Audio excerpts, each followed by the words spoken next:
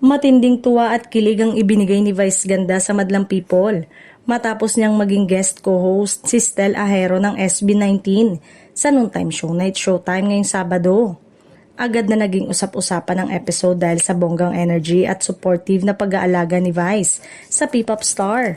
Ayon sa mga nakapanood, hindi lang simpleng guesting ang nangyari dahil todo alalay si Vice kay Stel para mas maging komportable ito sa kanyang unang pagkakataong sumabak bilang co-host sa programa.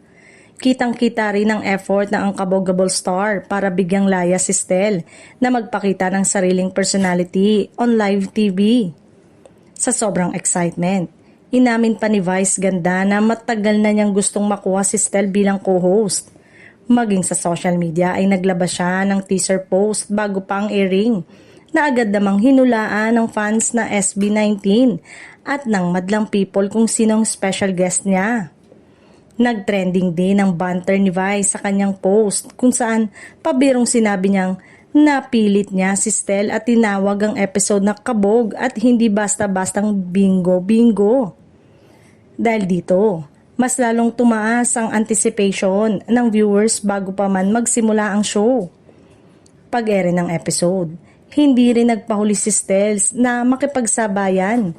Kinaaliwan ng studio audience at online viewers ang dance showdown nila ni Vice, pati na rin ang pagiging game nito sa segment na Laro-Laro Pick na nagpakita ng kanyang charm at wit.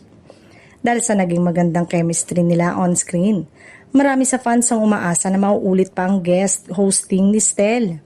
May ilan ding nagbiro at nag-request na sana pati ibang miyembro ng SB19 na sina Pablo, Josh, Justin at Ken ay makasama rin sa future episode ng show.